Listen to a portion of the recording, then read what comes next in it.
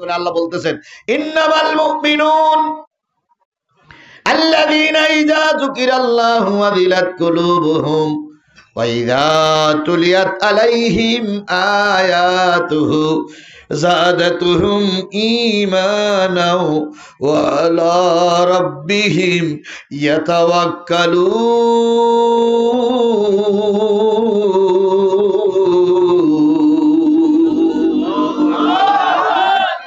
নিশ্চয়ই তারা মুমিন।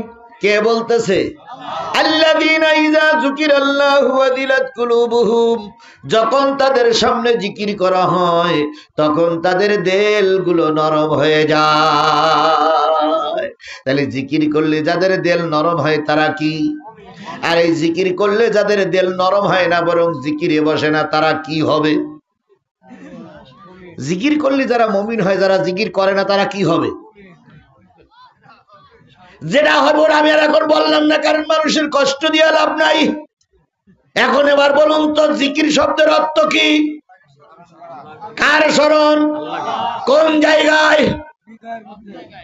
সব জায়গায় আল্লাহর স্মরণ করার নামটার নাম কি? মসজিদে স্মরণ হবে কার? মাদ্রাসায় স্মরণ হবে কার? ইউনিয়ন পরিষদে স্মরণ হবে কার? থানায় স্মরণ হবে কার? জেলখানায় স্মরণ হবে কার? কিন্তু আমরা দেখি মাদ্রাসার মসজিদে আল্লাহর নামে একটু একটু স্মরণ হয়, আর বাংলাদেশের সব জায়গায় শয়তানীদের স্মরণ চলছে। পবিত্র সংসদ, জাতীয় সংসদ, সেখানে বসে একটা বারো আল্লাহর নাম উচ্চারণ। মমতাজের গান হয়, তাইরে নাইরে হয়, কিন্তু আল্লাহর কোরআনের কথা একবারও সেখানে উচ্চারণ হয় না। এবার আল্লাহ রসুল বলেছেন আফজালুল জিকরি তিলাওয়াতিল কোরআন, সবচেয়ে উত্তম জিকির হলো আল্লাহর কোরআন তেলাওয়াত করা। তাহলে কোরআন তেলাওয়াত শুনলে যাদের দিল নরম হয়, কোরআন তেলাওয়াত শুনলে যারা বসে পড়ে, এরাই হলো মুমিন। তাহলে এখন এখানে কি হচ্ছে? কোরআন তেলাওয়াত হচ্ছে, কোরআনের মাহফিল হচ্ছে। এই কোরআনের মাহফিলে যারা আসতেছেন না, আল্লাহর ভাষায় তারা মুমিন না। তাহলে মুমিনের বিপরীত হয় মুনাফিক, নাই জালেম, নাই কাফের। মুমিনের বিপরীত হয় মুনাফিক, নাই জালেম, নাই ফাসিক, নাই কাফের। তাহলে আপনারা যারা বাজারে দাঁড়িয়েছেন হয় মুনাফিক, নাই জালেম, নাই ফাসিক, নাই কাফের। তা না হলে বাড়ি কেন, বাজারে কেন?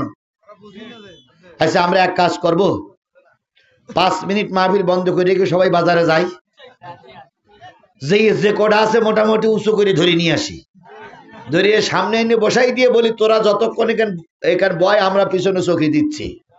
তা নাহলে ওরা যখন হাত পায়ে ধরলি, যখন বুঝে না, তখন ওদের করবোটা কি আমরা?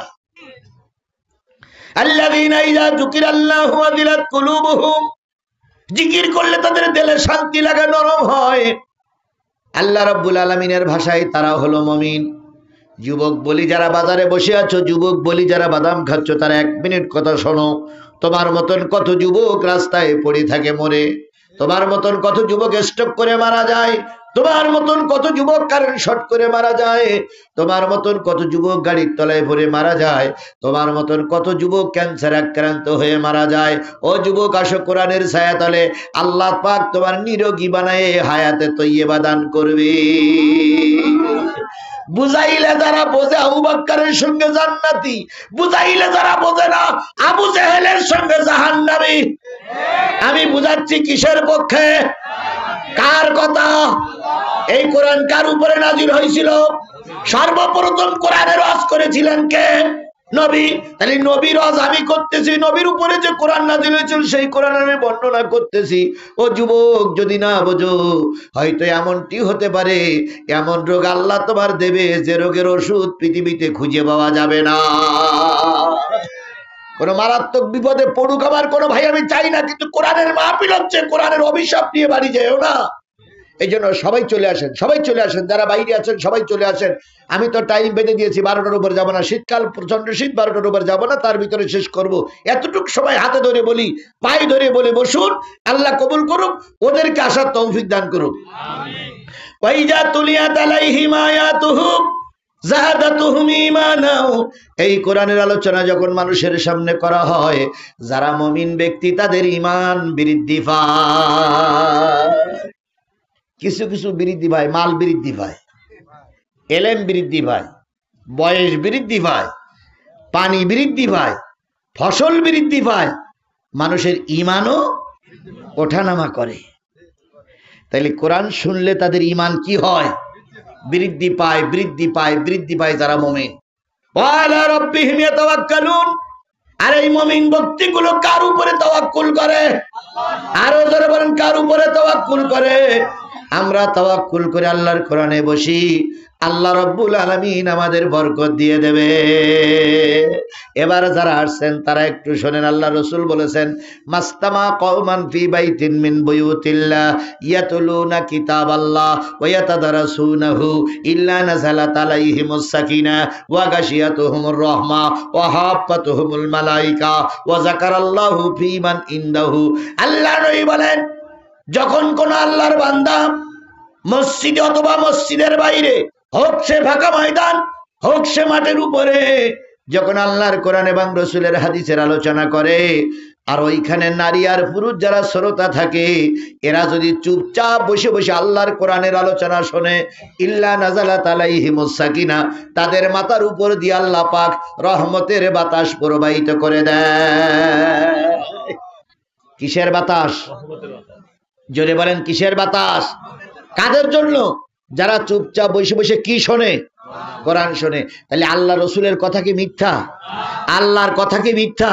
তাহলে আল্লাহ বললেন ঈমান বৃদ্ধি পাবে, আর নবী বললেন যদি কোরআনের মাহফিলে বসো, তোমাদের মাথার উপর দিয়ে আল্লাহ জান্নাতের বাতাস প্রবাহিত করে দেয়। হায় রে সুসংবাদ!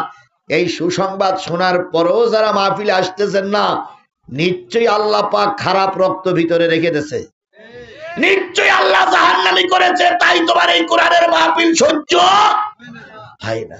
যদি জান্নাতি হও, যদি প্রকৃত মুসলমান বাপ মায়ের সন্তান হও, কোরআনের মাহফিলে এসে বসো। ইল্লা নাযালাত আলাইহিমুস সাকিনাহ ওয়া গাশিয়াতুহুমুর রাহমা। আল্লাহ নবী বলেন, রহমতের সামিয়ানা দিয়ে ওদের ঢেকে রাখা হয়, যাতে করে শয়তান ওদের ঘাড়ের পরে চেপে বসে, শয়তান যাতে ওদের জাহান্নামে নিয়ে যেতে না পারে। এই জন্য ফেরেশতারা রহমতের সামিয়ানা দিয়ে ওদেরকে ঢেকে রাখে। কাদের? যারা কোরআন শোনে, যারা কোরআন বলে, যারা কোরআনের মাহফিলে বসে। আরে বাবা, যদি ঘুম আসে এখানেই ঘুমান, এখানে ঘুমাইলেও কি বরকত, এখানে ঘুমাইলেও লাভ। ওয়াগাশিয়াতুহুমুর রাহমা ওয়া হাফাতুহুমুল মালায়েকা। বাজারের লোকগুলো শোনেন, রাস্তার লোকগুলো শোনেন, বাড়ির লোকগুলো শোনেন, ফেরেশতারা চারিপাশেই মাহফিলের চারিপাশে গোল হয়ে দাঁড়ায় গেছে। ও আল্লাহর বান্দা, অন্তরের কান দিয়ে শুনুন, ফেরেশতারা চারিপাশে কি হয়ে দাঁড়ায় গেছে? গোল হয়ে দাঁড়িয়ে ওরা বলতেছে, আল্লাহ প্রচন্ড ঠান্ডা, প্রচন্ড শীত, বাইরে তেমন ঘোরাফেরা করা যায় না,